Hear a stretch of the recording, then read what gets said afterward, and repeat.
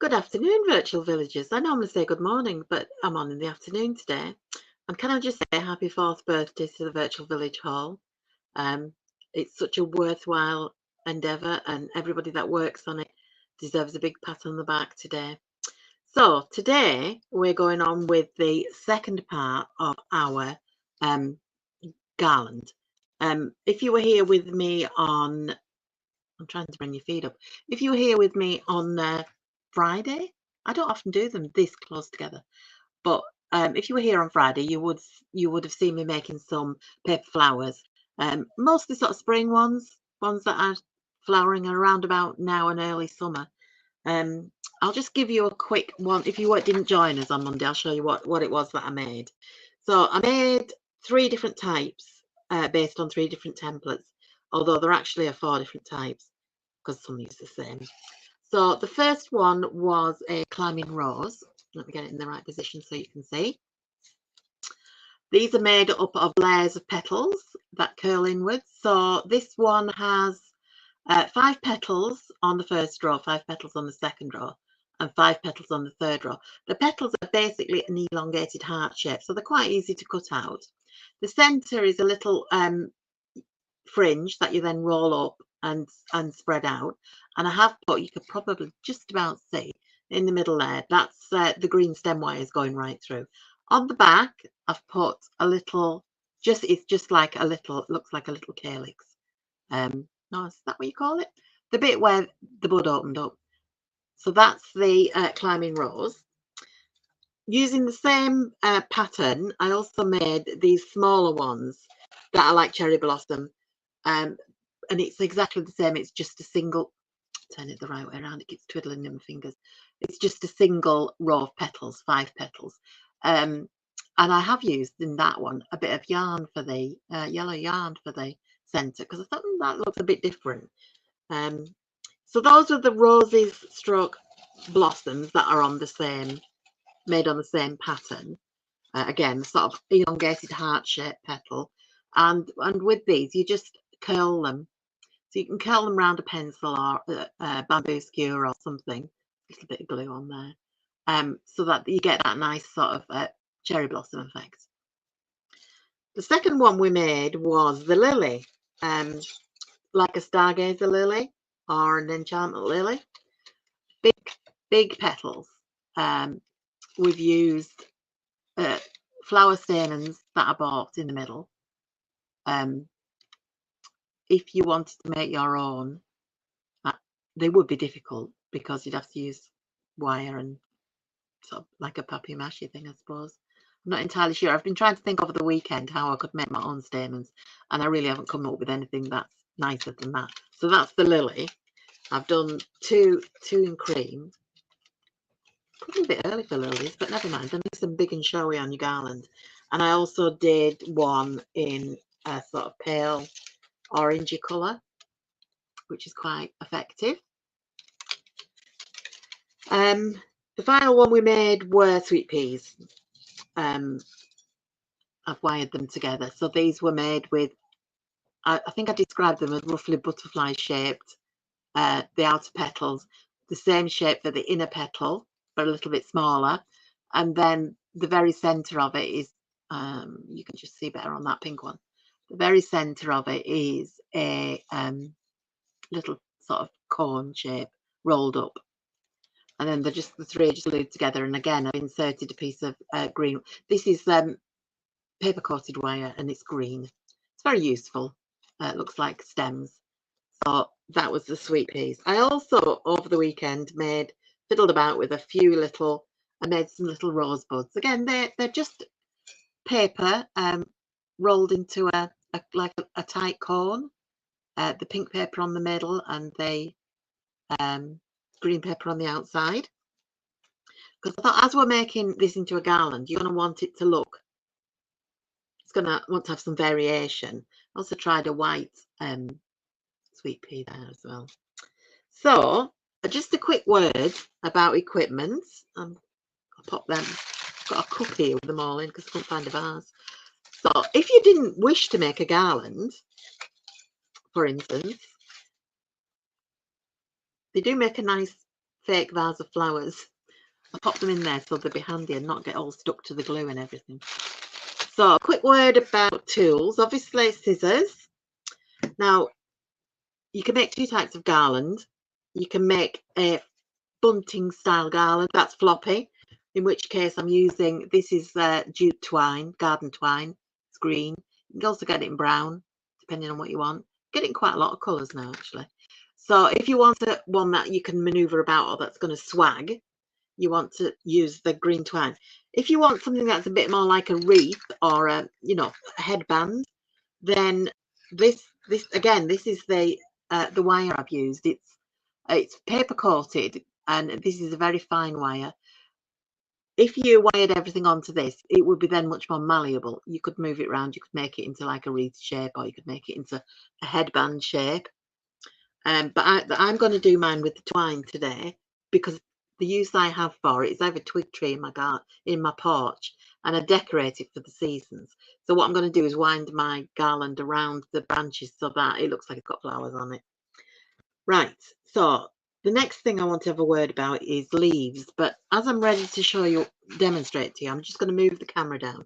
So if you bear, oh, I was talking about equipment, you need scissors and glue and wire for this basically. So if you just let me put the camera down, I'm trying to get today so that you can, we don't need to be close up, but you do need to see what I'm doing with my hands. Right, you can all see my hands, so that's great.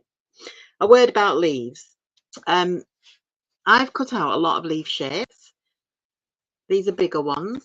I don't know if you can see, but I've scored them. So I've got my blank leaf. Let me just get a blank one. And then I've used one of the scoring tools I showed you last time, which have got a little ball end on them. You can just see my dog. Can you see him? He's snuggling in. I'll just turn that a little bit and you can see him. He's snuggling in on the sofa to watch. I've got another audience today. So with the leaf, you score in the veins. So a ball tool has got a nice, smooth, shiny end, so it doesn't tear the paper. So you will just score it, sort of middle vein, and then like a V shape of veins going out. You can't see that, can you? Because I'm not in a V shape of veins going out, and you just want to press hard enough so that the scoring shows, but not so you tear the paper. And then your center one. Now the advantage of the center one is that it will allow you to kind of slightly bend and shape your leaf, so it's just not a flat leaf. So that's quite effective. So the scoring, I'm not sure you can see it because it's quite pale. Maybe on the back you can see it a bit better. Yeah, you can just about see it. The scoring gives your leaf some shape and character.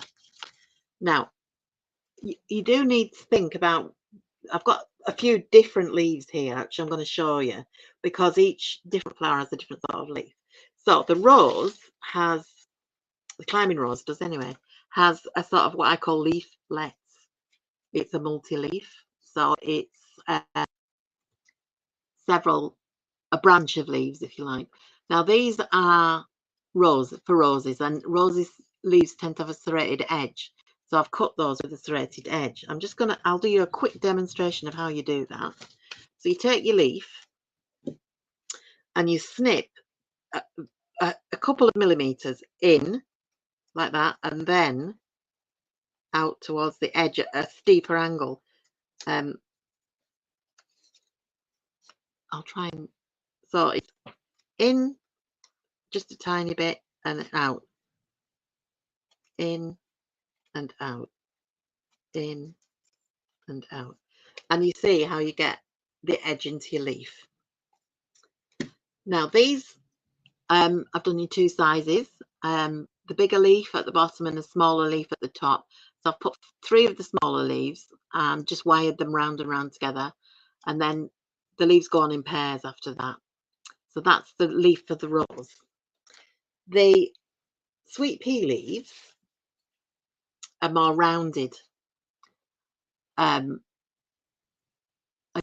I've put some veining on them, and they exist in pairs, exactly opposite each other, very close together. They're probably a little bit far apart.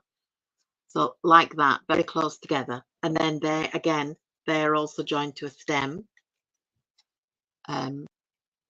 So this last pair is going to go on the bottom, about that far apart. That one's got twisted round a little bit, but as you wire them up, they tend to get, and they tend to face the same way.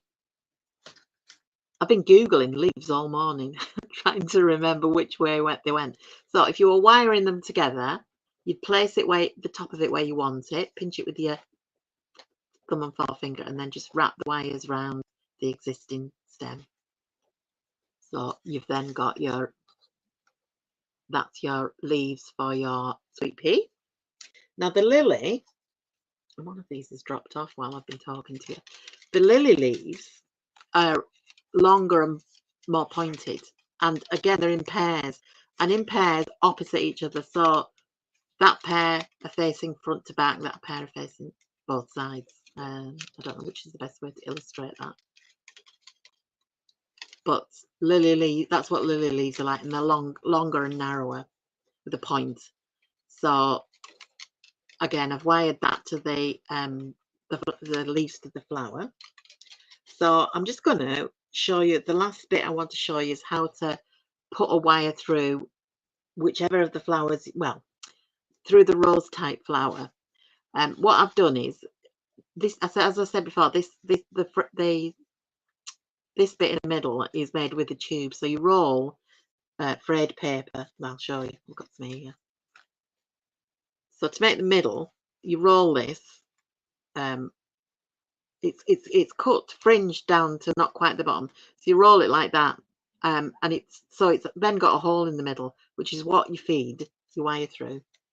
And I haven't done this one, so with my long lengths of wires, I'm cutting them to about 4 inches, and then I turn over the end. So I've got just a little sort of hook at the top that just stops it pulling all the way through. Just squeeze it. So I take my flower stem and my poking tool, which is like a sharp needle on a pen base.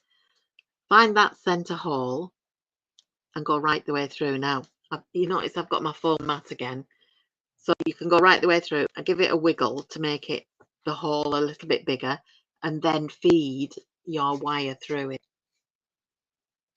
If you can pull it so the green more or less disappears. So that's how you wire up the rose. Then you just put a dot of glue on the back. I'm using hot glue today. Probably at this stage of the, before I said try and use PVA glue, but for this stage of the garland, you can use the hot glue because it forms a nice bobble and it will hold it like a cork. It's like you put it through a cork and it'll hold the wire from moving. Now I'll just have to leave that one to set for a little while. So the next stage of our garland is to put together the leaves and the flowers. So we'll start with the sweet pea. Now sweet peas, this is my branch of sweet peas. They're multifloral again, so one stem will have several little flowers coming off it. So what I've done here is I've wired together, and they tend to be the same colour on a single stem. So these are 2 different colour pinks, but they do vary a little bit. So sweet pea flowers tend to bend out like that. So I'm just going to bend them slightly. So, and then the stem is going to go behind, but not quite to the same length, so that the blossoms are a little bit proud, but you can see the leaves as well. And then again, it would just pinch it where they meet, pinch it together with your thumb and forefinger, and then wrap the 2 stems together. Now, because we're using so much wire, even if we do use string, it is going to have some stiffness in it because of the wire that makes up the flowers. Then just kind of give it a little bit of a wiggle in it, give it a bit of character, and there we go.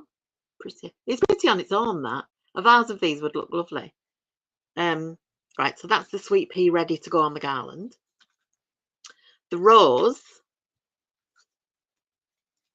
again, this is a very open rose. It's like a climbing rose. I'm just going to spread out the center a little bit, curve up the petals a bit more. So the climbing rose tends to again have clusters of blossoms, but slightly away from the leaves. So what I'm going to do with this one is I'm going to wire it at about halfway down the rose stem. That gives me plenty of wire to position it afterwards. And then I'm going to wire it to the bottom pair of leaves at that point. So I'm pinching it again between my thumb and forefinger, wrap the wire around. And then we can manipulate the rose so it stands away from the leaves, but is still together with it. Can you see that? So it's bent that way, but when you turn it that way, you can see them both together. So that is your rose petal. The last one is the lily. I'm going to cut some lily leaves while I'm talking to you to show you how I did it. Oh, put my paper out the way. I do it like I do everything. I fold, because the lily leaves are quite symmetrical. I'm sort of making a fold so that I've got like a strip that's folded in half.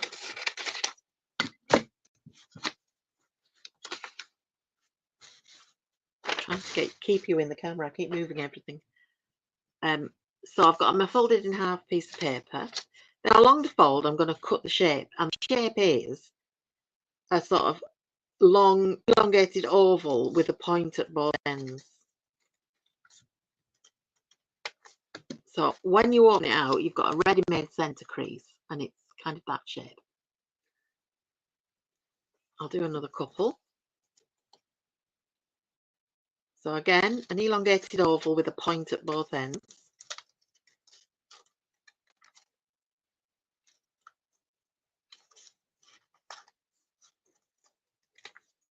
Okay. I've only done 3 because I've got one. Here's one I made earlier that has dropped off. So I'll show you. Just needs a bit more of a point on it, that one. Right. So those are my leaves. And the way we attach the leaves is a little blob of glue and our wire stems. I make 4 stems out of one of these longer wires because they don't need to be as long for the leaves. So cut it in half and cut it in half again.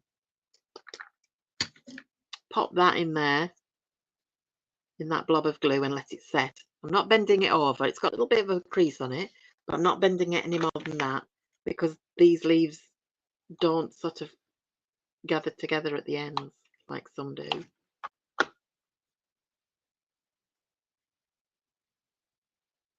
So we'll let that set in.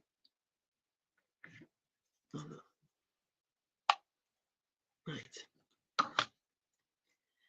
So I've already got a wire on here where the petals fall, the leaves fallen off. So I'm going to just stick that one on it.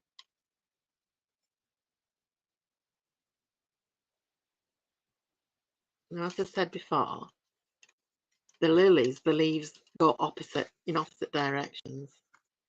So first of all, I'm going to take them about, not very far, about half an inch, and then wrap them together, then add them as a pair to my stem. Again, it's about an inch in between. I'm going to run out of wire there, and you wrap round what's already there, and then we fold them out in the opposite direction to the pair above. Every time I try and move the leaves, the whole thing moves. So our lily, that's our lily, which is very effective. And again, you could just pop them in a vase. It's a bit wobbly, that one. I would be tempted to use a slightly thicker wire for the stem if I was going to use them. Not in a garland. So the actual garland, now as I said before, I'm going to use string. If you're going to hang it like bunting, just put yourself a little slip knot in the top like that. So that slip knot is one that moves, but it's quite nice to make a little loop for you, whatever you're going to fasten it on. I'm going to move my foam mat because I don't need that anymore. Now I'm going to lay out my string. Well, first of all, I'm going to decide how long I want it to be, because that gives me it's a bit easier then to space them. So I'm going to do my meter, which is end of arm to middle of chest, roughly. It doesn't look like a meter. It isn't. Maybe it's twice that. Yeah, I think that's right. I always get this mixed up, and I've got short arms, so it probably isn't right anyway. So that's about a meter. I'll drop the. So I can now think about arranging them on and know I've got a finite amount of space. So I think what I'll do is start with the smaller ones and work out towards the big lilies in the middle. So I'll start with the rose because it's got the nice lead in of the leaves. Put that about there, and I'm going to use another wire to attach it. And I'll cut it as I go. Actually, I might have a reel of wires. No, we'll carry on with this. So you're getting your string and your wire together. You could use this stem to wire it on, but you will find it'll twist a lot. It's better to use a separate piece of wire. So all I'm going to do is try and keep my string from twisting too much and just wire around it. I'm not going to go all the way to the end of the stems that I've got because I don't want it to be too stiff. And then I'm just going to cut through all those wires. So the wires from the rose and the wire I've used to fasten it on. So that's my first flower on my garland. So next I'll put some sweet peas. So I'm going to leave a little. I've got some extra leaves. I made extra leaves because I thought I might need to fill gaps in. So I might put a few leaves in between my flowers, and I can wind those on. I've got some here that I've got a stiffer stem on, so they'll make the basis, and then wire around them. The string's got all wrapped up now. Try to not let your string wind as well. So there, I've got a couple of leaves to fill it in. I'll put another one on, and another pair. Move that out of the way. Again, wire it on, trying not to let my string get too twisted, and then cut off the excess.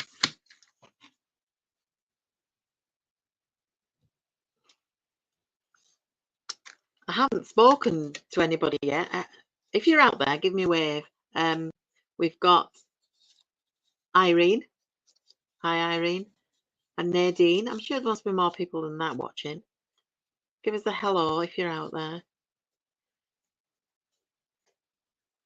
I'm trying to get these so they look kind of natural, even though they're paper. So I've got a few leaves on, and I've got my rose. So what next? I'm going to do sweet pea. Where's my sweet pea gone? There it is. My sweet pea with its leaves. So I'm leaving about a 2-inch gap between each section, so they're nowhere near overlapping. Where did I put that piece of spare wire? When you've got lots of green wires lying about, it kind of disappears. I'm going to cut that because it makes it easier to handle. So again, I'm going to wire this stem to my string.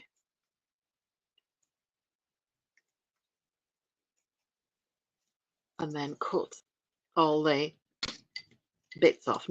Be careful not to cut your string off. So that is the excess stem from the flower. And that is the wire I've used to wire it on. It's a very old scissors. Don't use your good scissors for cutting wire. So that's, we're getting there. And then I think I might do another couple of leaves, like another little bunch of leaves in between.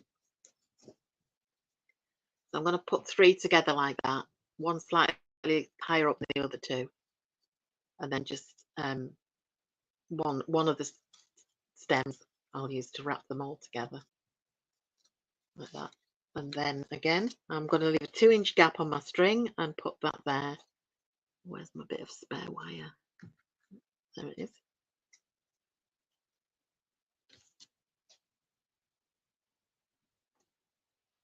And wire it securely.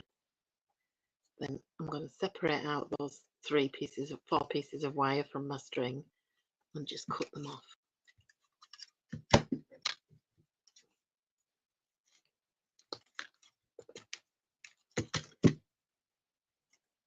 As I said, they're not strictly speaking spring flowers, these. I would call them early summer flowers, because we've hardly had a spring this year, have we?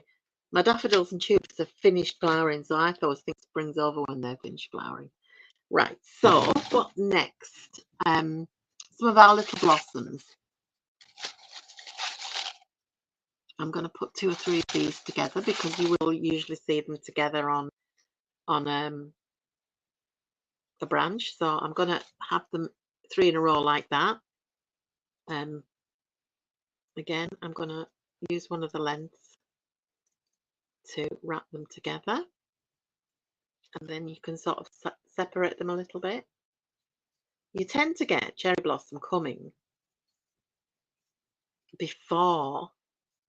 I want to turn the flowers so that you can see they're before the leaves come. So there's quite a lot of stem there, so I might just cut a little bit off before I wire it on. Okay, and again, 2-inch gap on my piece of string, and put them on and wire them in. I might put some of these smaller leaves because they are quite like new leaves, because they're nice and pale green. I might put them in with the blossom, and that'll also help me if I wire them around the string.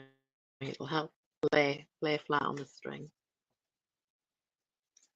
So I don't know, that buttercup keeps getting attached to everything. Just bend them out of the way a little bit. That there. And cut off that excess. And then I'll put the other one kind of there.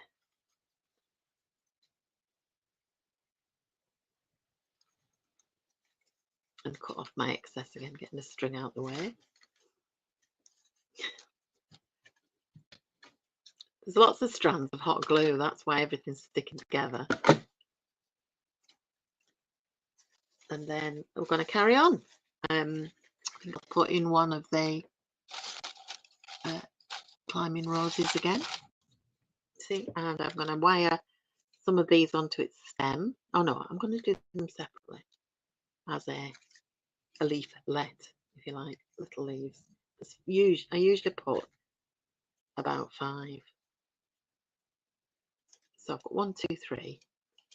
Same principle, just wind them around each other with a little bit of excess for sort of moving them away from the stem. So there's my leaves, and I'm going to put my flower. In fact, I'm not going to use that one. Oh, we've used a cream one there, so I will use a pink one this time. And again, wire it in, but give it plenty of extra wire so you can then you can manipulate it out away from the leaves a little bit. And the last bit, so about a 2-inch gap, and put it there. All the little bits of wire I've been cutting off excess, I now can use to wire them to the stem. Keep pulling your string taut so it doesn't twist. And you carry on like that. I'm going to put some sweet peas in. I'm kind of getting to the end of my piece of string and wished I'd made it a bit longer. but I can always, I haven't got any more sweet pea leaves. I should have cut more out. I can always add them after. I can do another piece of string. So I haven't put the lily in. Save them for another one. I'm gonna fold it like so you can see. So it's sort of like you can see both what it looks like now it's full. Can you see that? I'm trying to get it all in the camera. So if I go upwards, we can see how the flowers and leaves are all dangling from the string. And then if I hold it like this, you can see it's not easy to get a whole meter of string in this tiny screen. So when you've finished and you've got on as much as you want, you might want to fill it up with a little bit more. We'll trim off this last bit of wire, and then we'll tie a knot in it. Now, as it hasn't taken us very long to do that, I'm going to show you how to do it on wires as well. So we've got our garland. You can put more flowers on it than that. It looks a bit sparse, but that's only because of the way it's sort of dangling. Okay, I'll pop that to one side. I'll hang it in my porch and take a picture of it and pop it up for you. Now, what have we got left in here? I've got left 2 lilies, and a creamy coloured rose and a white sweet pea. I've got another cream rose there. I've got an orange lily, and I've got rosebuds, but I think I'll leave those. So we'll make these into a stiff garland, more like a wreath. We've still got leaves left. I might wire up some of these slightly bigger leaves. Again, I'm using the same wire, the green paper covered wire. I've got some short lengths there, so I shall just very quickly, I'll use the darker green to make a contrast. Put some glue on, add the wire. It'll set very quickly, sets in seconds. Just 2 then, stuck together.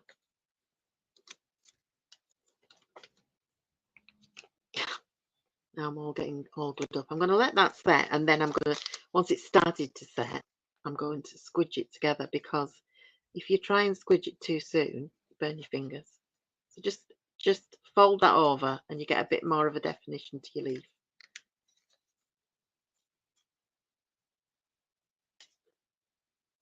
It's not as hot now, so I'm scalding my fingers.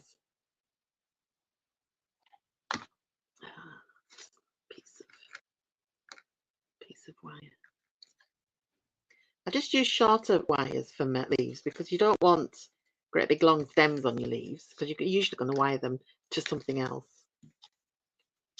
Do another dark green one, and I've got smaller light green ones, so that should be enough.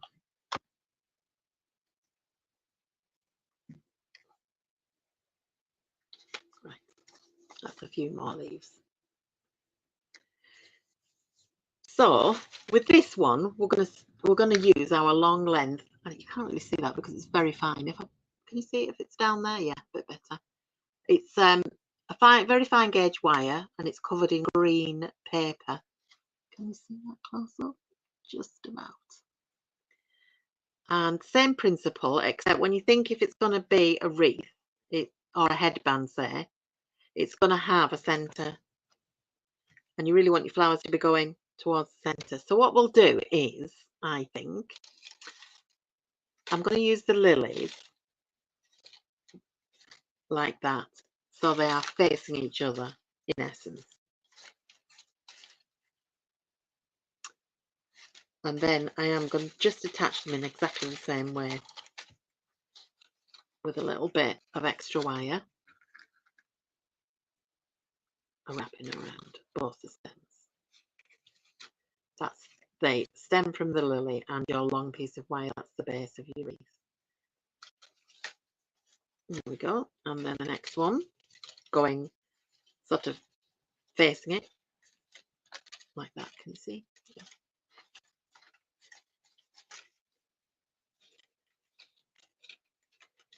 Right. And then we'll put some leaves to sort of back it up a little bit. These, strictly speaking, aren't the lily shaped leaves, but I don't think we're going to quibble about that. So again, find a spot about 1/2 centimetre from the base of your leaf and wire it there, so you've got a little bit so you can manipulate the leaf to where you want it to be. And the next one again, but I'm going to set it slightly about 1/2 inch apart from where the other one was wired on. And then you can sort of spread them out so that they frame the lily. Same with the side. Turn it, that'll make it easier.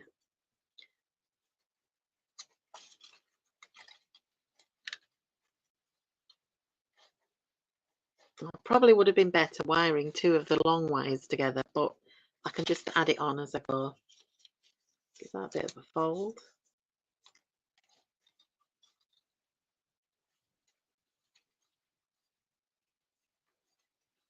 So there we go. That's the start of our wreath.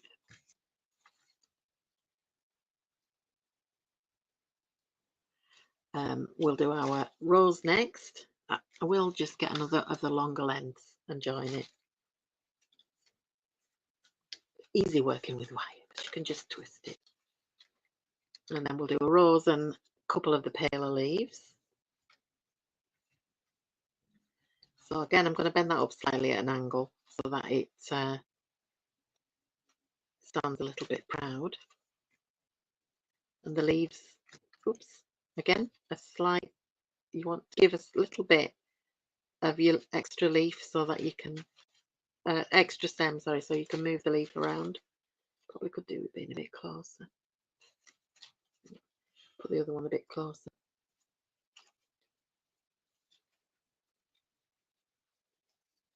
And I might add one of our rosebuds in there as well.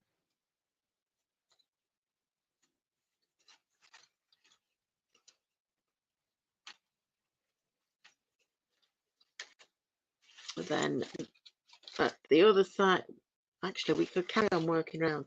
If we're thinking it's going to be kind of that size, I'll carry on working round. So what was I going to do next? The nice yellow rose can go next. I do need another bit of wire in there.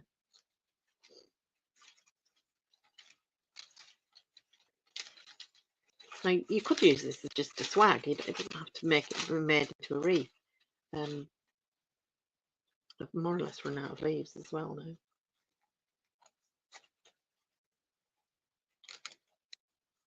I've got plenty, but they're just not wired.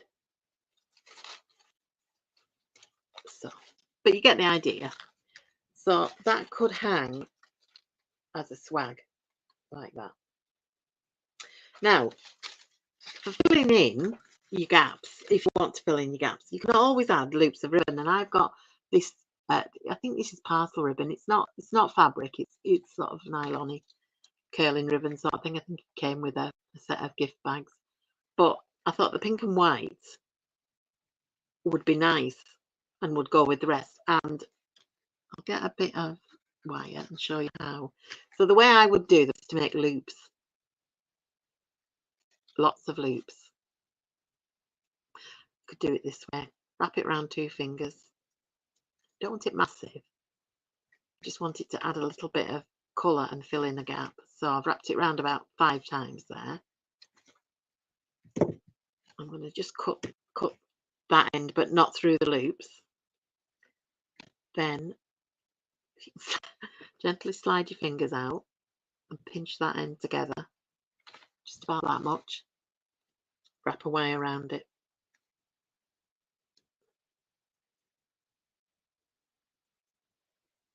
And then just spread them out. And that will make a nice infill. We could put that there between the rose and the lily, because it's a similar colour. And it'll just add a little pop of colour. I used this when I was doing a fake cherry blossom because you just couldn't make enough flowers. So it just adds a little bit of colour between those two blossoms.